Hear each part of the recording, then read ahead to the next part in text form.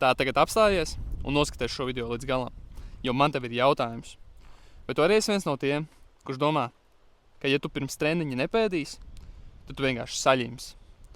Jo šis ir viens no populārākajiem mītiem fitnesa pasaulē. Cilvēki domā, ka enerģiju sniedz tieši tās brokastis, ko viņi apēd pirms stundas. Bet patiesībā tavs ķermenis strādā pavisam citādi.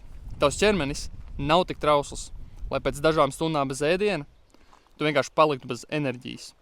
Tavs ķermenis patiesībā jau ir uzkrājis šīs enerģijas rezerves. Un šīs enerģijas rezerves sauc par glikogēna rezervēm.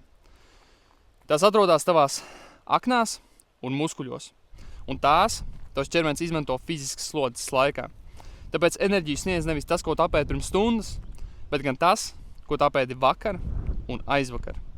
Kad tu kādu laiku esi tukšā dušā, tavs ķermenis ieslēdz mehānismus, kas palīdz saglabāt enerģiju un koncentrēšanos. Jo evolūcijas gaitā cilvēkam bija jāspēj kustēties, medīt un izdzīvot arī tad, kad ēdiens nebija pieejams katras dažas stundas. Pretējā gadījumā mēs kā suga jau sen būtu izmiruši. Bet, protams, tas nenozīmē, ka tagad katram ir jātrenējās tukšā dušā. Bet tas vienkārši nozīmē, ka lielākā cilvēku daļa ir spējīgāki nekā viņi domā. Tāpēc šis ir atgādinājums tev šodien.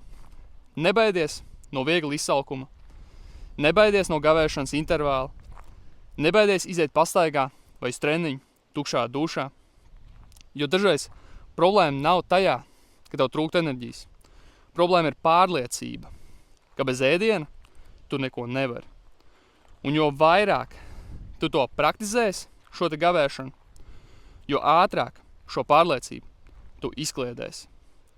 Jo atceries, ka tavam ķermenim ir jāadaptējās par to. Un jo vairāk tu to praktizēsi, jo vairāk tu sāksi uzticēties pats savam ķermenim.